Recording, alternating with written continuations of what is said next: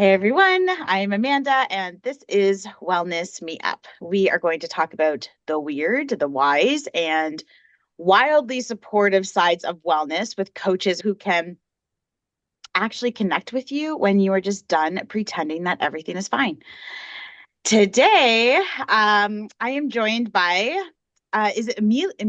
Amelia? I'm Emily. You like, can just say Emily Emily. the English way. Emily. I'm like with Emily. Okay, Emily.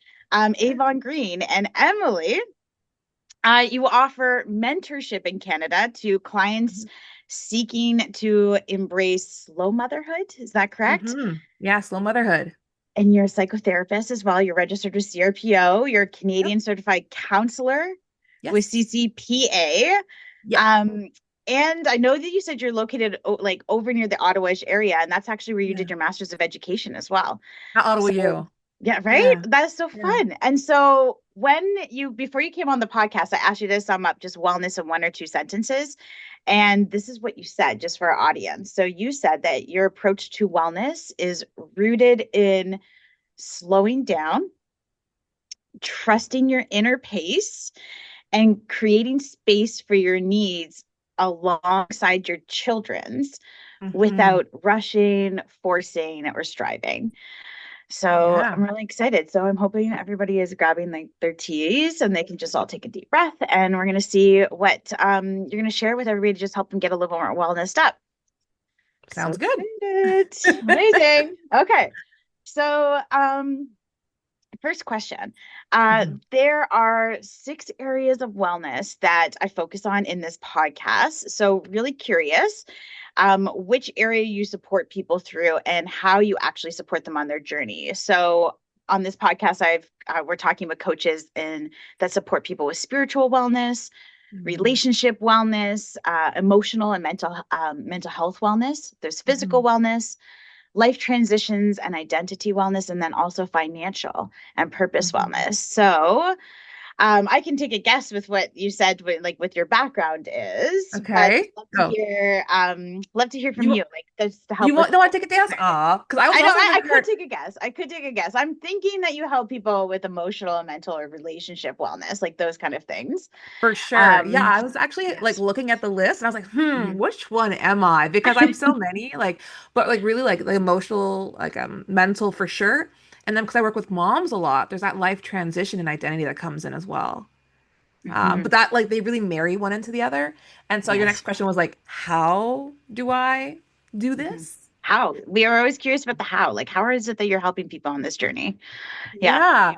So with slow motherhood, it's really helping moms who are like done with listening to societal expectations of how moms should be, about how moms should do it all, how we all need to hustle to be worthy, and actually slowing the fuck down, Mm, okay? And reconnecting with what we care about and what our families need and what we need and building a life according to that, not hmm according to what everybody else says we should hmm or shouldn't do. And so I take them through like their values, figuring out what matters most, setting those boundaries, and really like building a motherhood and a life where they can be themselves, not just a mom, but also raise kids without burning out, which is that'd be nice. It would be really nice to not do the burnout stuff, right? Like and so I used to be, and I'm not a mom, so I don't know how to even speak to these things. Mm, But I have friends that are moms.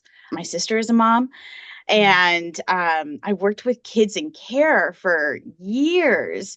And so I know what that burnout piece looks like. And I've watched so many of my friends that are moms just walking around looking like absolute zombies sometimes. Like, and yeah. that happens with the burnout. And it can happen at any stages when they're kiddos, through all walks of life. Like with when they're, I've seen it happen when they're, the kiddos are babies, and I've seen it happen with the toddlers, and then preschool, Yeah. school age, teenage years. A whole The new ball birth, it's a game. whole new thing. Yeah, yeah, Like yeah, yeah. whole new. And so you support moms like on that journey to like just get them Yeah. At a the little bit of different help. stages. And if I Yeah. can like interject, because I love how you brought up like working with children, because like I'm a hmm therapist, like my other hat that I wear is as a therapist, I work with moms who are overwhelmed, burnt out, overstimulated. And it's really under like the regulatory body. But for a while, for a couple of years there, I worked at an agency with children and teens. Mm-hmm. And I specialized Mm-hmm. with, well, I had a lot of the younger crowd, like the 8-year-olds. I wasn't as good with the 8-year-olds, like working with them one-on-one, not as good. But the teens, I worked with self-harm, suicidal ideation, budding, borderline personality disorder, all those things. And what I recognized was when the mother and the family was like the parents were doing well, the child did well.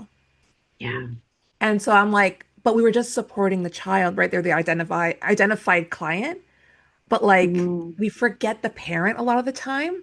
And we're like, well, you need to learn how to manage your own emotions. You need to learn how to build capacity. But a lot of us, and I don't know, I'm a millennial, our parents weren't taught how to manage emotions. And so I only learned later on in life. Mm-hmm. And now we're expecting these parents to do it with no support. Yeah. Even It's like the hows, right? Of how to right. do that. Like how do they even have the capacity to do these things? Like I Yeah. remember like growing up, like communication and that vulnerability piece was so tricky. And I remember being written to by my mother. Like that's what happened. Like I was that was her form of communication. It wasn't like let's sit down and talk and let's get vulnerable about this. It was let's have a Mhm. letter. Like I'm going to write you this letter to express my feelings. And that's hard to do too. But it's also like it's just tricky. And so I remember even like working with those kids too. That was a hard space to get into, to like, let's talk, let's process, let's debrief about these things. And it's really like I'm thinking back now to a lot of the clients I worked with back then and about hearing how the mother is doing or those Yeah. things. And I'm thinking back to those files and like, I can absolutely Yeah. resonate with that when I think about how much work those parents or the absence of those parents, like what that meant for those kids in care that I worked with. So it makes a Yeah. big difference. And then what support are those parents getting? Because it's really like everybody needs. And you get a lot of judgment because, like, when I was working Yeah, with teenagers, I wasn't a mom at that point, and I had a lot of judgment towards the moms. I'm like, just yeah. do better was like my mind because you also Hmm. get like so entrenched with the teens that you're like, man, yeah, your mom kind of does suck. Yeah. No, what I realized as I became a therapist, my mother, and I started working really with moms, is that a lot of these moms too, like they weren't taught, right?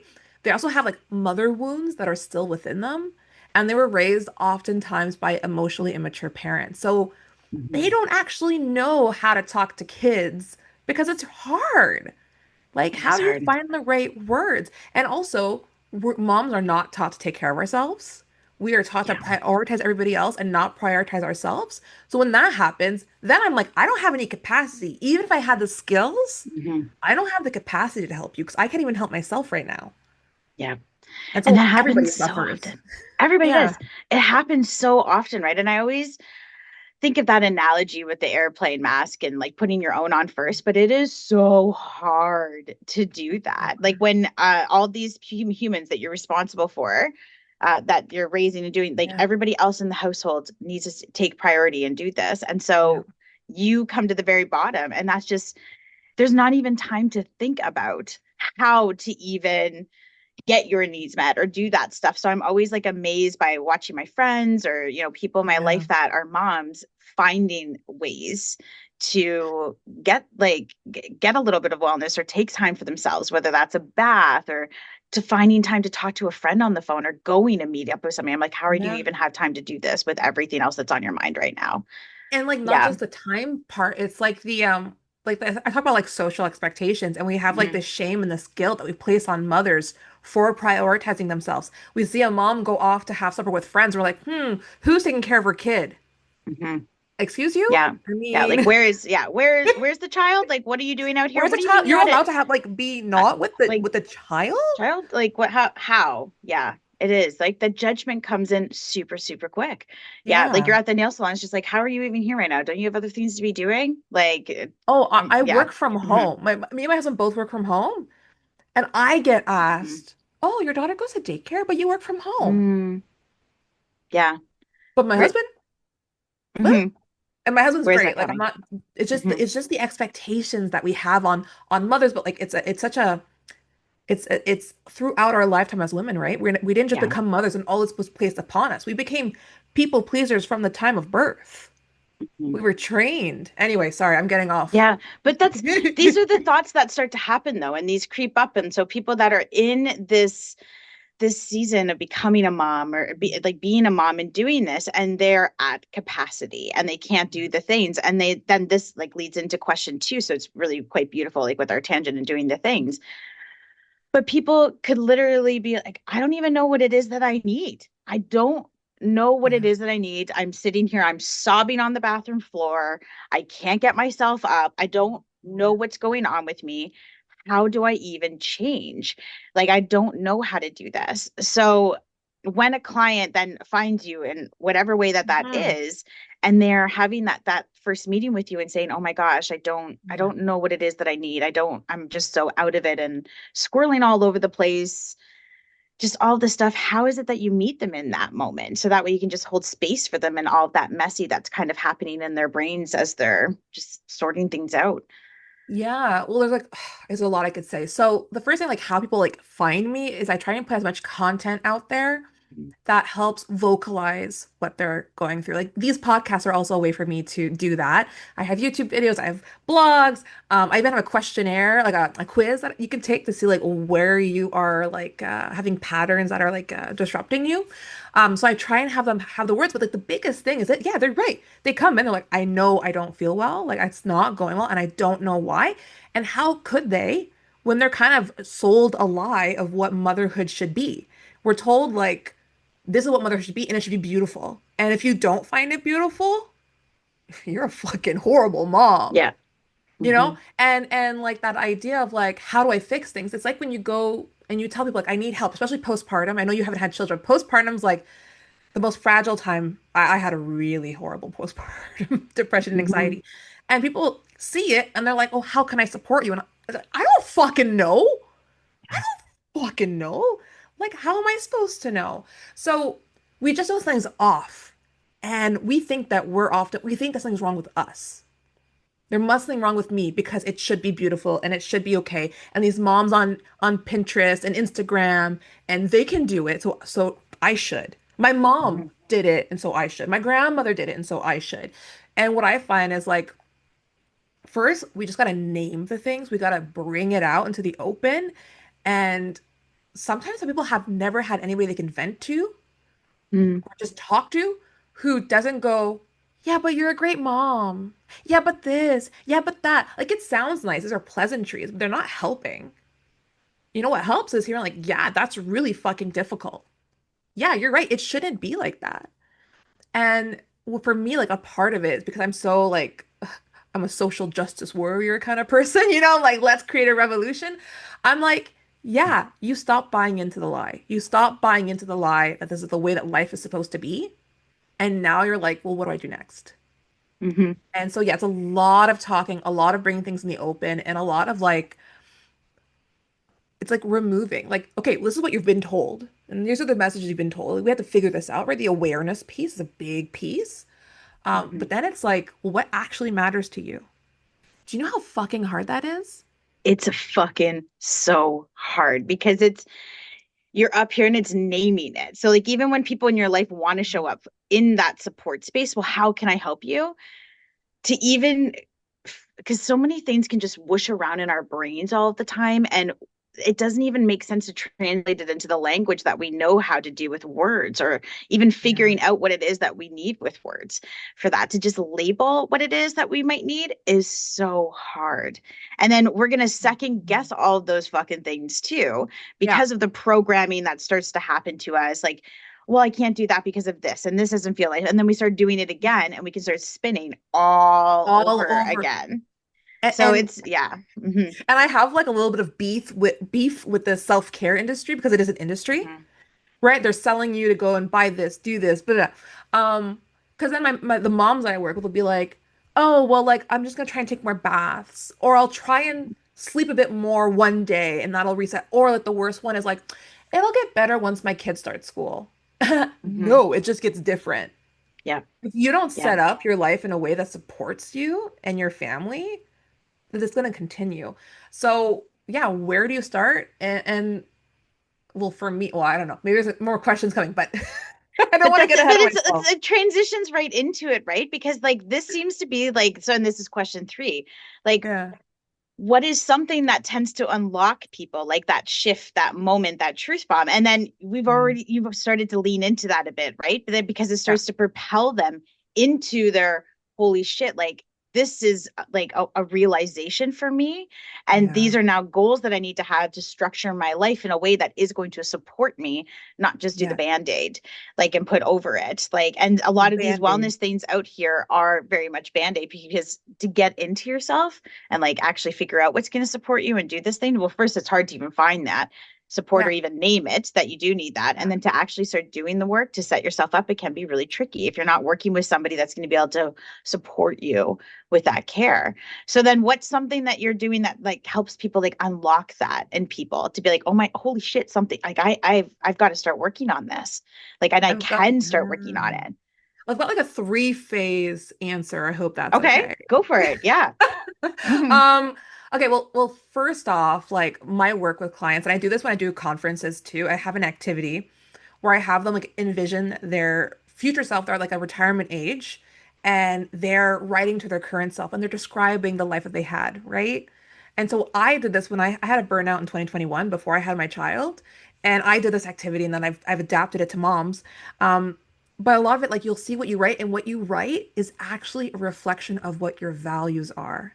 So people usually think they know what their values are. We'll say, because we're told our values should be family, our values should be this, that, and the other. And so we like think, but then you're living a life where you're not actually prioritizing your family. You're living a life where you're not actually prioritizing your health. So you say that they're your values, but then you're not actually living them. And that's where the disconnect happens. And that's where we tend to like feel like, what the fuck is going on? Like, this isn't jiving. So what we do is we work really hard on finding what your values are because those are the things that are going to help lead your life. And it's seasonal. People are like, I know my values and I'm good. You kidding me? Like, I do this every 3 months because different seasons, I have different energy levels and different things will be important. So right now, I just exited a season of I was doing more in-person events and all that. Now, winter's coming. I'm gonna be more in my little cave, you Mhm. know? So things change. So we really have to see the values and we have to, and this one's what gets people. Because finding your values, okay, you get three. Put them in order. You have to do one, Mhm. two, and three. You can't just say, because mine are health, family, connection in that order. So that means that when I have a decision that comes in, I have to go through that value system because some of these might conflict. Because like connection for me is like going on this podcast, it's doing a conference, it's going to events. But that means I miss out on time with my daughter.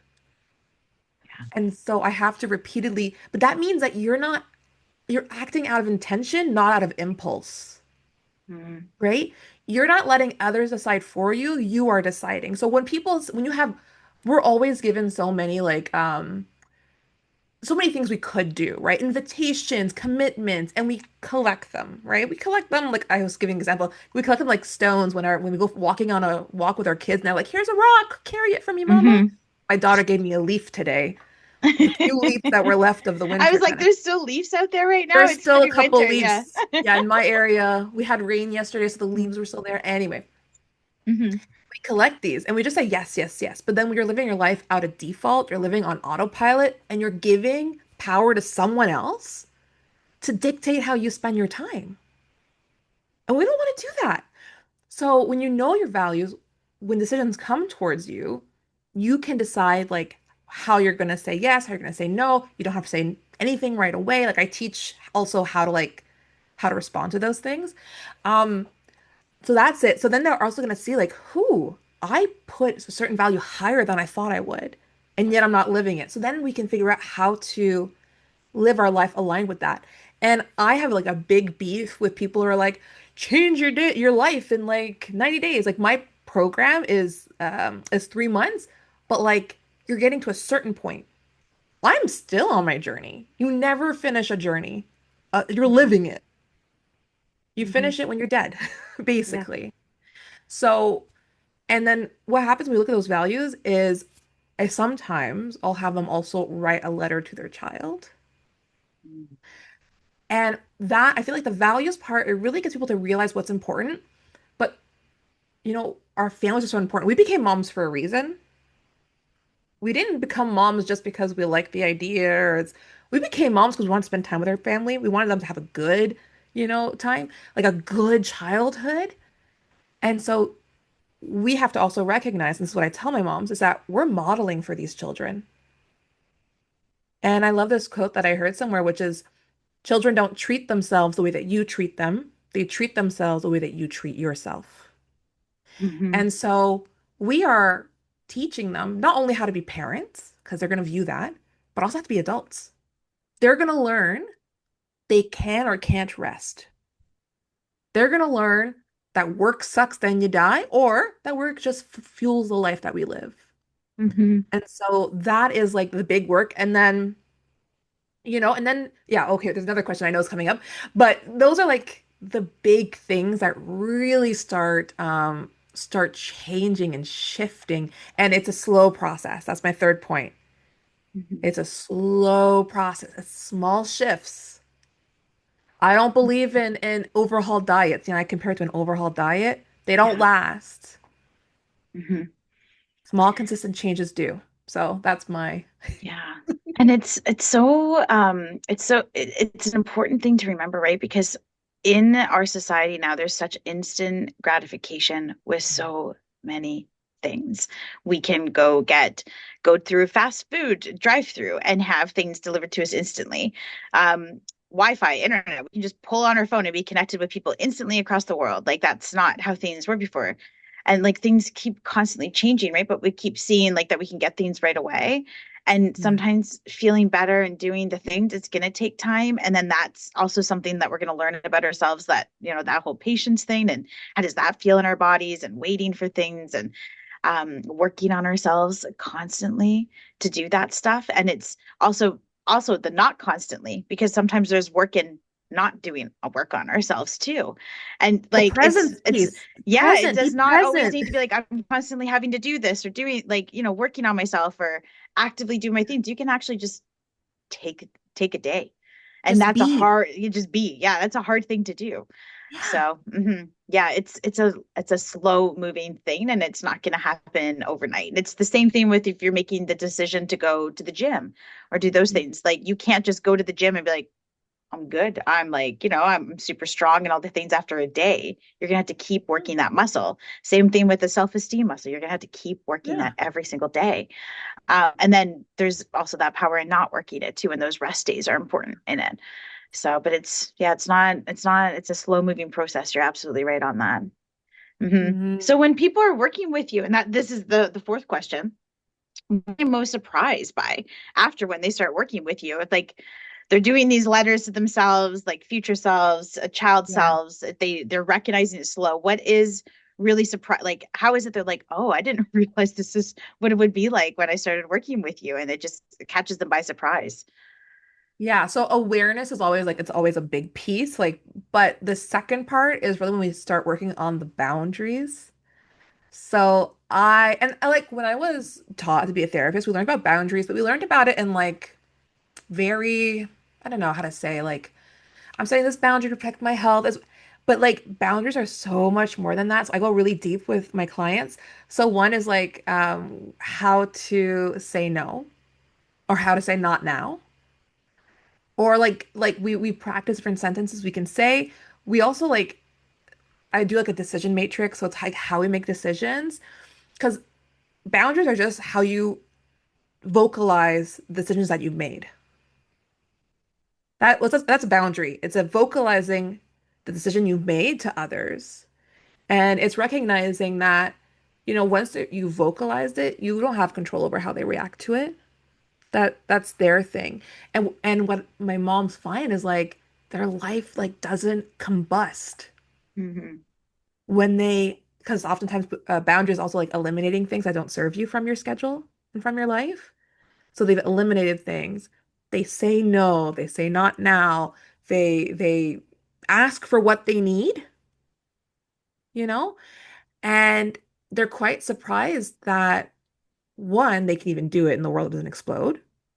And two, that people start to respect it, right? Mhm. Because we often think that, especially like a lot of women are raised people pleasers, and we're like, if we say no, people will be upset, and it can happen. That's very possible. But people actually respect a no when it's done Mhm. politely and kindly. And like I am farther in my journey of slow motherhood, and people just kind of know it with me. Like I don't see clients on Fridays. I don't see any clients. And I just don't. And like the clients get it. It's crazy. You know, people are like Mhm. my other colleagues who are therapists like, well, what if you don't see clients on Fridays, they're gonna not want to come and see you. And then I don't do evenings either. And it's like, you know what they say to me? They go, okay, I can see you over lunch. Right. They'll find a What? way. And even Yeah. like I tend to not try and see friends during the time that I have my daughter after daycare and before bed. I'll see them after bed. No big deal. I've said no to being on board of directors. But like people just kind of know, well, Emily keeps her boundaries. And the thing is, the most important thing, it's very easy to communicate, right? You can just say it. You have to hold it and you have to follow your own boundary. Because I don't know how many times when I started off like in business and I'm like, I'm not gonna do evenings. And then it's like, well, this one person kind of needs an eve. And that's when you Mhm. go down a slippery slope. So if you don't, you know, respect your boundaries, nobody else will. Mhm. And it's like they're like, oh my gosh, because like when you do this, do you realize that like life doesn't happen to you, it happens with you, and you have control over Mhm. what happens. And it's a beautiful thing. It's a beautiful thing when moms start setting boundaries and saying, no, no. Yeah. And boundaries can be so hard. Like so hard to do. Mhm. But I'm going back to what you said earlier about the modeling. And if you are showing people in your life that you are going to hold a boundary, that your word is impeccable, and that you can carry this, people are going to have a lot more respect for you and Yes. believe in you than Yeah. when you show up in spaces and you say you're going to do something or you're going to follow through on this or do this and then you don't. And then that becomes a pattern and that starts to happen. And because you're right, as soon as you do that one thing and you let it in, it's going to be a slippery slope because you've now allowed it. You've changed it, like from what you said, right? So and when you've been in spaces and with people pleasing, I know that that's like a huge topic for so many of us gals out there growing up this way and doing this because we want to genuinely please others and do these things. When you start saying no, it's going to be so hard because now you're showing up in places that you weren't doing before and people got it Yeah. used to you saying yes in all these ways and doing this so they're automatically going to assume that you're going to keep doing it, but if you keep showing up for yourself and you Yeah.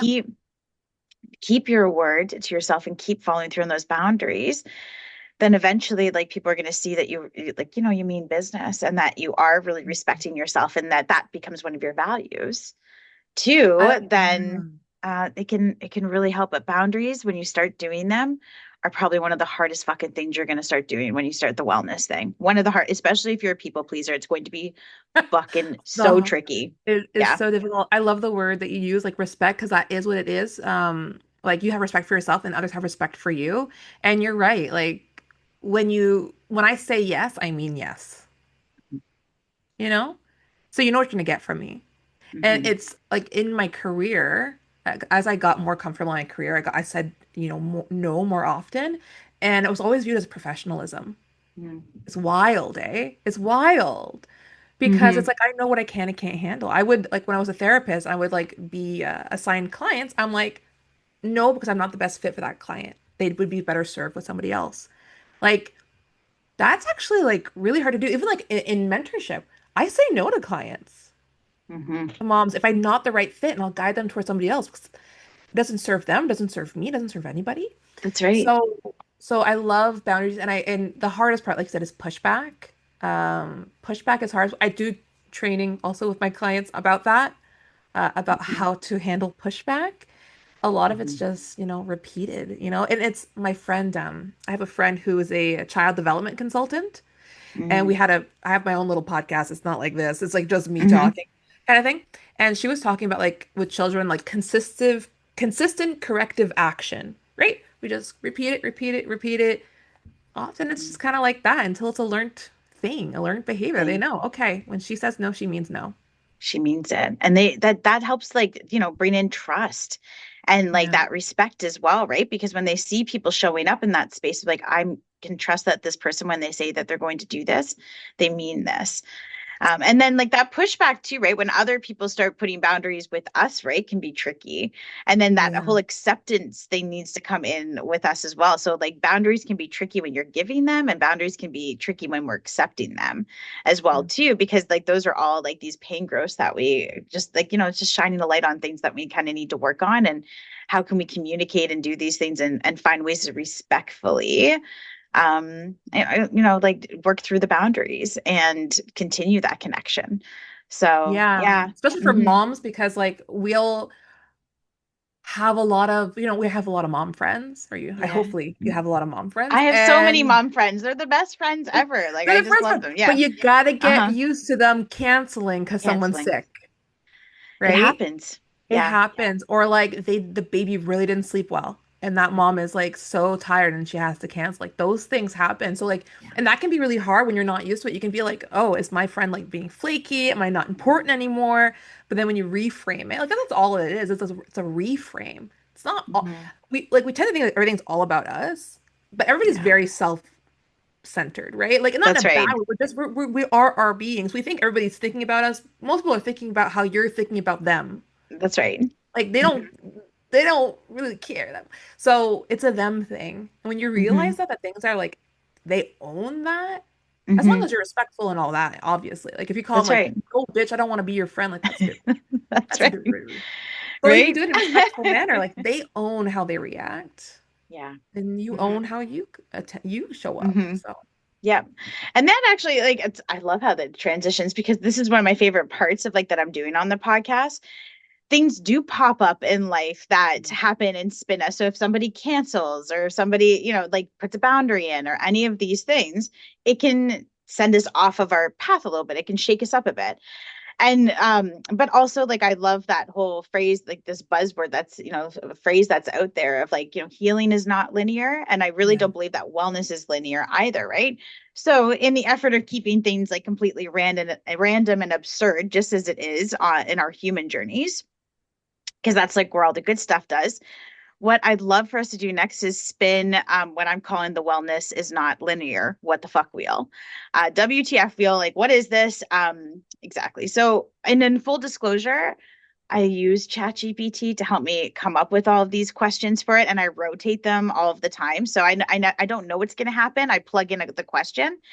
So we could be talking anything, whatever it lands on. We could be talking about anything that's like really deep, or we could Oh, be talking about something and suddenly unpacking something that happened in our childhood trauma. And we could also be, I don't know, like eating hummus and oh, carrots. Like, I'm who I'm knows? curious Who to see where knows? this is gonna go. It's going to be fun, right? There's no wrong Hmm. answer. You can just be you. We're just going to spin it and see what everybody's favorite robot like wants us to answer today. So let me share screen. I'm going to go Okay. over to this. You can let me know that. Oh, I'm going to share sound too, because that's kind of fun when I share the sound. Can you see the wheel okay? I see it. Yeah, I see it. Amazing. Okay. So I'm gonna go ahead. I'm gonna spin this and we'll see what it's gonna land on.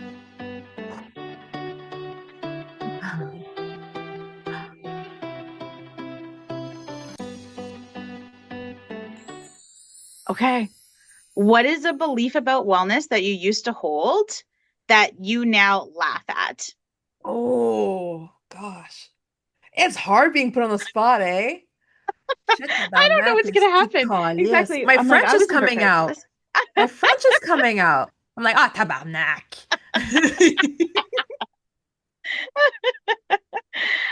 Oh my gosh. So yeah, so what's something that we used to hold, like something about wellness that we used to hold, and like now you're like, oh my gosh, I can't believe that I had that belief about it before. That's it's shifted or changed. It's not something that I do anymore or practice. Yeah. You know, Oh, well, it's actually it's not too hard to because like this whole slow motherhood and slow living journey, 20-year-old me would like laugh her ass off at because one of the beliefs about wellness that I had was like the people who like I don't do yoga, but the people who do the yoga, who like do the slow life, who like uh eat well and exercise, fucking hippies, man. Hmm. And like they must have not had a hard life. Like they must have like they're this happy just because like they didn't live stuff. Hmm. That was like a belief that I had. And so I thought like I could never be that person. Not that I do yoga. Okay. I could never be that person because like I've had my trauma. Like, I mean, anybody who works in the mental health field has most likely lived something that has messed them up a little bit. And so Absolutely. absolutely. And so, you know, we were like bleeding hearts, right? We want to like help people when we weren't able to be helped or were Hmm. helped, whatever. Hmm. But I was like, and I was too anxious to ever be calm. Like I have generalized anxiety disorder. And I was like, okay, this is what I have. It's just what it is. Didn't work out. Did So I was like, this is impossible. And then it was like when I hit my 2021 burnout, completely burnt out from my agency job. Um, and I was out of work for 6 months. And like that first 3 months, I was on the couch as like a zombie with a bum indent in the couch kind of thing. Hmm. Next 3 months is when I started um, to be like, there's got to be a better way than this. Got to be more to life than this. And at the time, I was even hoping this is actually it sounds dumb, but it's like super relatable. You know, when you're just hoping that you find out you have like a really bad disease or like a near-death experience so that it makes you change your life. Hmm. Like I was wishing for that instead of just doing it. And Hmm. it's wild to be like, I just wish I found out I had cancer so that I had to change things. That's right. And anyway, burnout was happening, and I was like, at that point, I had been trying to get pregnant before that, and I wasn't able to. And then without trying during my burnout, I did get pregnant near the end. And I was like, ooh, one thing, so I got burnt out again. I didn't know if I would ever survive it, if I would ever be able to work with clients again. And I Hmm. didn't want this for my daughter. Like, I didn't want a child to bring it into this world to have the same kind of life that I was living. And that's when I started going down the slow living Pinterest path. Hmm. And some things were fitting and some things weren't. And I just kept on developing it. That's why like what I teach now is not like pure slow motherhood or pure slow living or pure essentialism. It's like my graphic tee version of a slow living Hmm. lifestyle. No prairie dresses, no making bread, but like I know how to crochet. Um, and so yeah, now I'm like I don't buy into the fact that like even if you have had a hard time in life, like change is possible. Like I'm a very happy person. I'm a very Hmm. I'm still have anxiety, but I deal with it. Um, but change is possible. And one thing I always say, and well, always say, I say a lot in my videos is like, if you don't think that change is possible, then you don't create the situations for change to occur, right? But when you think change is possible, you create the actions and the situations you need for it to occur.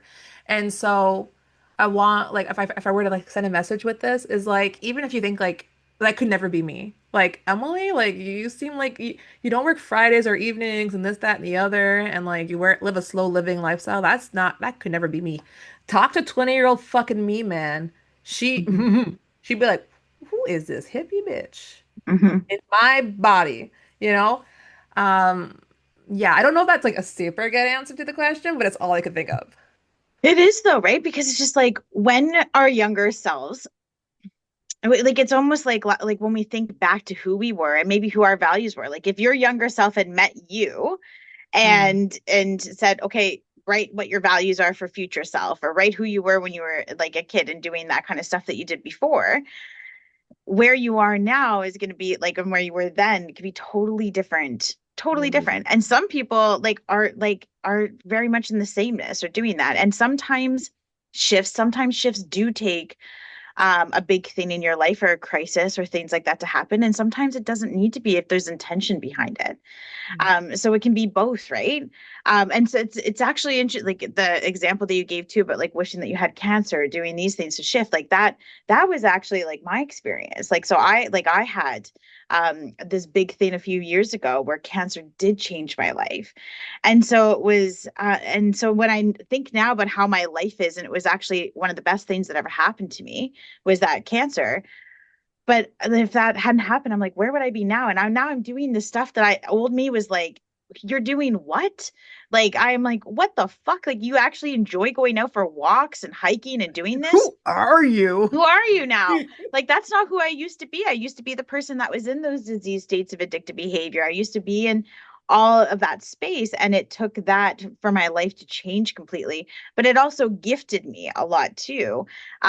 With like like I had to have a hysterectomy. So it gifted me clearing out endometriosis, which was a big part of my disability. I just never knew it was. So now it had a name for it. So I was able to walk and do things. But I remember even back then, like even before cancer, when I think about things and shifting, I made a choice to stop smoking. And that changed my a big piece of my life and all of that stuff. So we can make these changes in our lives, and it doesn't always have to be like it can just be like, oh, I just no longer do this anymore. And it can also be other things like okay, I'm the person that wants to change my job now because I'm no longer happy in this job and I want to do something different because I really don't like waking up early in the morning. My body does better in the evenings and afternoons or overnight, so I'm going to go and work in a job that lets me have that life because I just feel better with that. So like recognizing where we're not feeling good in our days and what Mhm. can start to change, like what changes we can make to just feel better in that, because you just need to decide. And that can Yeah. be a slow move thing too. Be like, why am I feeling this shitty? Okay, well, what can I change in that? And it doesn't always have to be a a big life event. It can just be like, oh, I can just change this. Like, I feel better with this. Maybe you're not, maybe like, and I don't know why it's coming to mind, but maybe you're not like pooping good enough or any of the things. You can just make a choice to have more fiber. That's such a mom thing, though. It is, right? I was like, you can It just like is. have a little, like, have some raisin bran, have some I fiber, do started seeing whatever a else in your naturopath diet. for exactly that. Exactly. Like, you can be like, what's happening in your day to day that you can just like make a shift about and change. And you don't know who you're going to meet because of that. So, Mhm. exactly. You're like, why am I not taking good poops anymore? You can be like, I am going to go and see a naturopath to like help me with that. And you don't even learn about a naturopath unless you start asking about it or searching on the internet. Why am I not taking a shit? Like any of these things that are happening. So we Yeah. just don't know. It can be like, and that's why I love this idea, like, and this concept that you have with this slowness. Like, it doesn't have to be a big thing that has happened with our life would change. It can just be something super small to start evolving us in those changes, like not being able to take a poop and going to see a naturopath. Like, Yeah, I exactly. call them Yeah. like slow shifts, like slow Yeah. shifts. Uh-huh. And like for me, that's it. Like, and also like when you slow down, you become really highly aware of your body. Yes. And so like that's when I Yeah. started seeing my naturopathic. Like, I have like other things going on. I'm like, ooh, it's Yeah. also like a remnants of postpartum. Like, Mhm. if moms didn't know this, I just learned this. All the stress and postpartum stuff, it Mhm. it it'll hit you back later Yeah. as like a wave from like the having like survived for so long. It'll hit you later, Yeah. and your body might have It's kind of reactions. interesting too with you saying slow shift. And I'm like, well, you could drop the F and be like, it is slow I shift. know. Like slow I had to be shit very that is careful gonna when I start. say it. I go, Yeah, I'm slow like, it is like it's shift. a slow shift. But I'm like, it is slow shit that's gonna get you there too. Like with that Slow stuff. Like, shit. yeah. Yeah. I That's know, and so I funny. sometimes I talk too fast. Like Uh-huh. I have to like I drop letters. I'm like Right? slow And you're like, shift. shift. Uh, Yeah, exactly. But I'm like, it still works, even if it's slow it shit to still get you there. It works still works. for a It lot still of it's does. like, It's still shift. but like we don't think like oftentimes like we're like, okay, our kid's not doing well, so let's bring him to the dentist. Mhm. Let's do this. But like Yeah, we don't. But like that's I right. go see my physio, I go see my dentist, I go do all these things because my health is super important. Hmm. Like Yes, to this. exactly. Like what is like, and it's just sometimes like I do this exercise with the gals. I have a self-esteem workshop that I do. And it's not even my exercise. It's from May Bleeker. She has an amazing website, and I gotten permission from her to use like some of the she does the living tree exercise with her client like on the website, and she does this self-esteem wheel. And it's sometimes just looking at this wheel and being like, what is it that I can work on? And what is it that I can change to do? Like, am I getting enough sunlight right now? Like, right now, I'm staring at this bright, happy light. because it's freaking winter. So I'm like, I'm getting a happy light. This is what I'm gonna do. I need to smile. I need the crow's feet. Like just stuff like that, right? Like, what is it that I need to change? I'm like, I'm not, I haven't made a trip yet to like go away to get some sunlight, and it's just gonna get darker and more gray. So what can I change?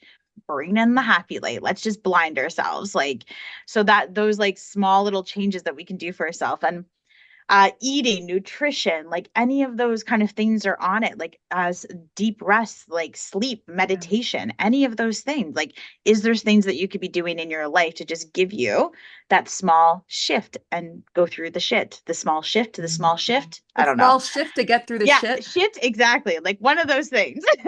Yeah, So, I like one of the big things I tell my client, like the women that I mhm. work with, and it works for me, is like start our days off well.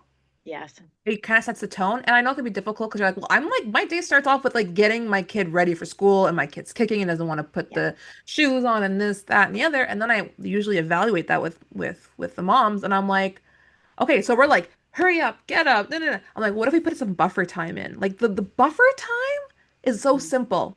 It's like maybe you give Yeah. it like an extra 30 minutes of like them just because like kids are like me when they wait. I work at 10. I start at 10 a.m. It's the Hmm. earliest I start. They're like dragging their feet. They're half asleep. Like kids are like the best demonstration of slowness, which we fault, but honestly, they're doing it right. Yes. We give like a little bit of leeway in the morning. We'd probably have less fights. We give them Yeah. more time to meander around. And the Hmm. moms who do put a buffer time in the morning, they're like, oh, we don't fight anymore. That's We right. don't leave all overstimulated. Right? I watched my nieces last week so that her mom, like my sister, could go away for a week and have some like really good just time off in the sunshine. And I was laughing. I'm like, I think it's switched lives because like all of a sudden I've got two kids and two dogs, and you're off out there in the sunshine living your best life. I'm like, what's happened here? But like with the morning and the mornings were driving me bonkers. One, because I don't wake up that like that's not my schedule to wake up early. And here I am watching them, like one of them is like dragging her feet entirely, total teenage brain energy, all of this stuff. Very. She's like not wanting to do it. And it was like starting our day in conflict. And I'm like, this doesn't feel good in my fucking body. This probably doesn't feel good in your body to start this. So then to do the buffer time, I was like, okay, what would group home Amanda do from back when? I was like, let's try to solve this. Like, let's figure out a way to just create some extra time.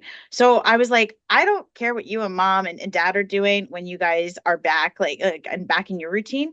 But while auntie's here for the rest of this week, you're going to be making your lunch at nighttime because obviously making it in the morning is creating this like ick between us. And I want to start the day off laughing with you and having fun and doing this. I don't want to start it off when you starting your day off shitty going into school with us arguing over your lunch, Yeah. what to put in and any of that stuff. So I was like, we're gonna do this after school. And then I noticed after school was a problem. And I was like, holy shit. So then we built in buffer time.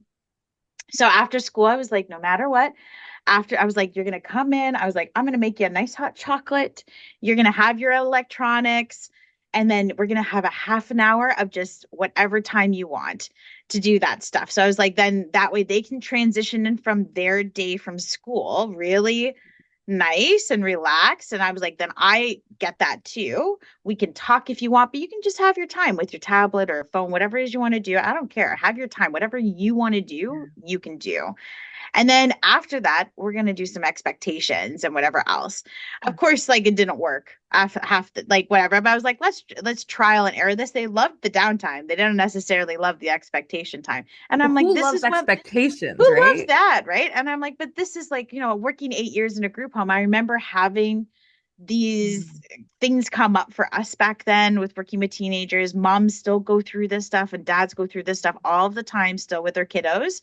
And it's like so much trial and error. But I love that idea of how can we create those little bubbles or like that buffer time, because that's just going to give them an opportunity to settle into their bodies and regulate and do that, and it's going to give you some breathing time too, right? So just finding Yeah. those ways to create the bubbles, like I think that that's the buffer time, as you said, that's amazing. Yeah. Mm-hmm. It paused. Oh, you paused, Oh, but you're back. did I pause? Oh, who knows, maybe we lost some of that in the recording. That's what happens It's with my wellness, internet connection said it was unstable. But no, yes, right? creating buffer time. I wanted to like because I was listening to you and you were talking about like the hot chocolate and this, that, and Yeah. the other. And I was just thinking, like, oftentimes, like, when I work with kids, I used to get really frustrated because we viewed them as just children rather than like humans. Hmm. And, they have expectations, stuff like, which is important, but they are just humans who had a long day at school, and school is extremely exhausting. And it's It like, I'm is, hearing you talk about the hot chocolate. I'm like, after a long day at work, I would also love that welcome. So, like, right? You get it. if I Hmm. would like it, of course a child would like it. And Yeah. so I think it's beautiful. So if you also join in on that, like as a mom or as a parent, like it's a quiet time. We do quiet Time. times at our house too. And Yeah. we're all just kind of, Let's just zone into this. Let's just find a way to create it a little bit more peaceful, whatever else. And sometimes it works, sometimes it won't. Like, and I remember on the third day, my niece came home. She was like, one of the nieces just like, well, where's the hot chocolate? I'm just like, well, I didn't do hot chocolate tonight because I'm like, we're gonna be going to a movie like later. So I you was just created like, an I expectation and then created you it. didn't I was just like, deliver. oh shit. I was like, oh no. I'm like, I gotta change it up. And I'm like, this is why it's just anti time and I'm not here all of the time. I'm like, mom would not let this fly. So I'm like, it needs to be. I was like, I should have changed it up every day. It shouldn't have always been hot chocolate. I was like, oh no. But I was like, I'm an aunt. It's fine. I don't have to worry about that. I'm out.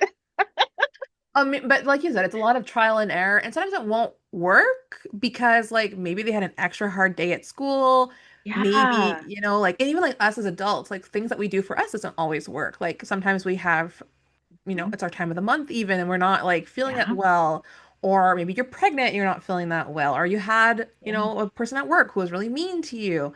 Yeah. You And so had it's to say also a like boundary to somebody and say say no to somebody, stop. and then it's uncomfortable. And then you're like, why? Like, I'm in tears now. Like, what's happening? Things, it's just not Exactly. linear. Your day So is this is not where going to I be like linear. I like routines are good for children, but I also like I think that really is important is like the pace, right? The rhythm and it's following your Yeah. energy. So like I'm a mom who has like a very limited amount of energy. I could never be a stay-at-home mom. My friend is, she's amazing, and I'm like, not Mhm. for me, not for me. Because I have limited energy. So knowing that about myself, I rest before my daughter comes home, but I follow the energy in her play, Mm. and so I adapt the play to meet my energy so I can still be with her. So that's Mm. also important. And it's okay if you have low energy. Like not everybody's like I always give the example of Bluey, the parents of Blue like on the TV show. I don't know if you know the TV show I Bluey. don't know this TV show. What is this TV show? What is Blue? What is this? It's a TV show about like it's a children's show for about like talking dogs. Okay. And Okay. Bluey's like the main character who's like I don't know, like I want to say 5 or 6 years old, and there's like the younger one, and then there's parents. The parents are always like the amazing parents, right? They're always doing Hmm. like fun activities. So like they go to a grocery store and the kids are like, oh, let's play toddlers. And then they have to play toddler where the dad pretends to be a toddler in the grocery Okay. store. Or they play like tickle crabs where like they pretend they're crabs. Anyway, I'm like watching it and I'm exhausted Mm. because it like looks like so much work. It looks like fun, but also like I Hmm. can do that but for a very sparse amount of time. But Yes. that's okay too. It's like we feel like we have to do like the big things, the big events, the big play, but often like you just including children in your day to day is actually what they want. So like my daughter, I was making supper yesterday and she's like, I want to help, but it was like hot and I couldn't have her help it. I'm like, do you want to go clean the living room? And I gave her like a Hmm. rag and she just started washing walls. And she Yeah. was like, Mama, I helping. And it I'm was helping. great.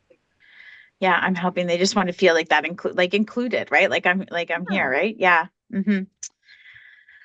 Oh, yeah. You like I really hope like people are listening just know how much fun it is to work with you. Like this is amazing. Look at how much like long we're talking. I'm like we will just keep doing Oh, this. People are going to learn a lot about how they work, like how just how their brain works, how their kiddos work just from spending time with you. I can definitely see that.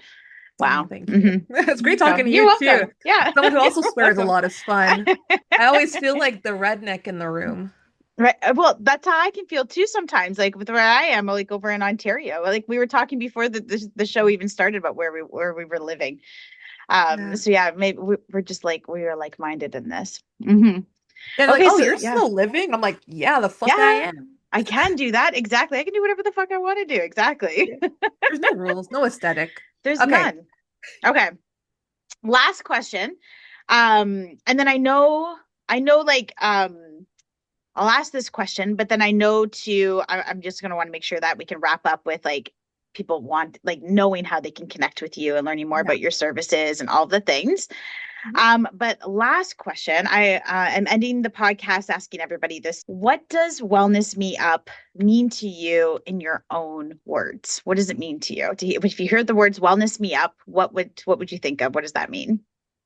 Prioritizing yourself.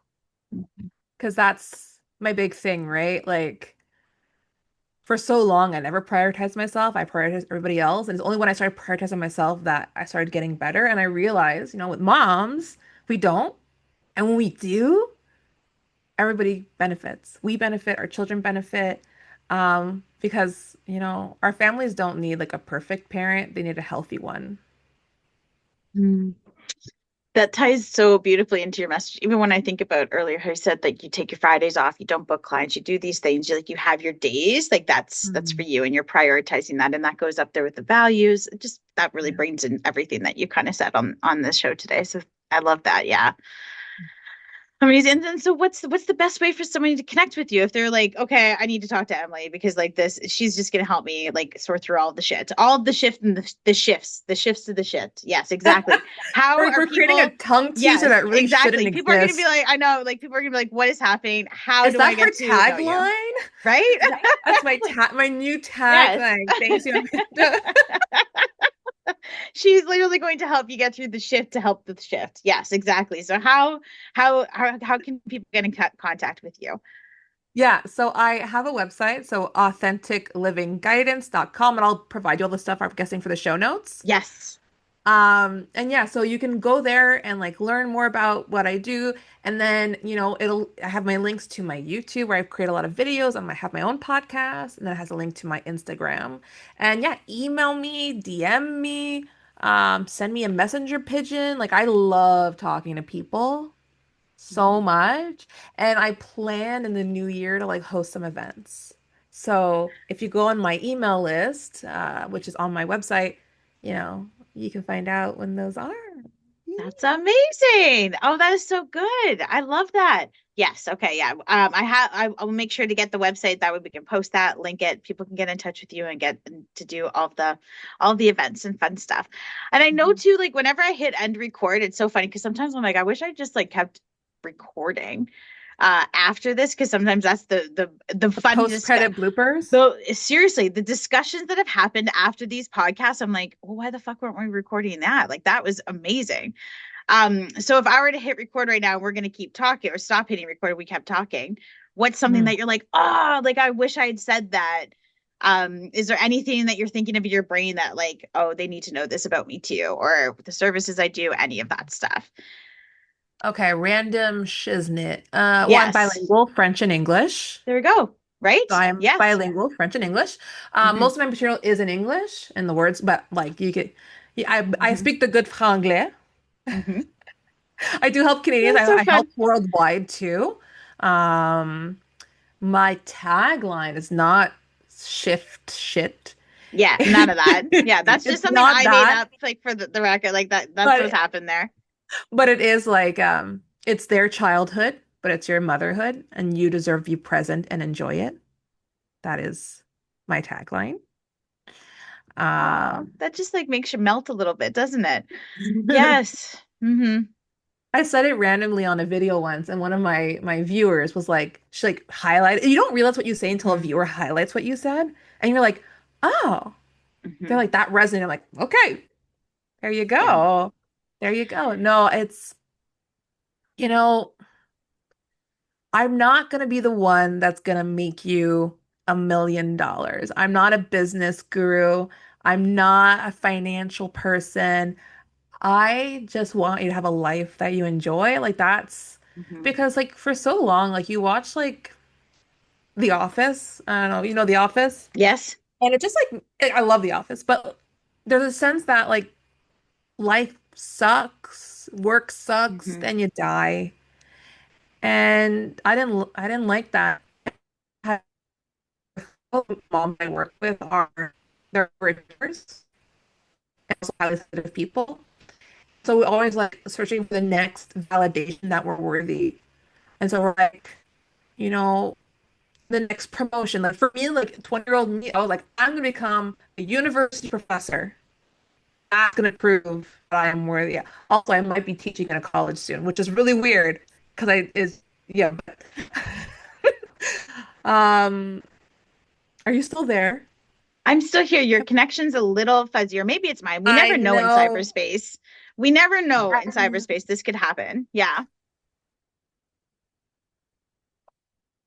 all good. We might. Oh, we lost her. Okay, well maybe we can end on that note unless Emily comes back. But it sounded like she was just telling us that she's bilingual and all the fun stuff, right? That she was doing, and she's gonna be maybe a professor. So a little bit of a cliffhanger. When she pops back on, I'll be able to like fill us in what happened on the end there. But she's gone into the void of cyberspace. But thank you all very much for being here with me on this episode.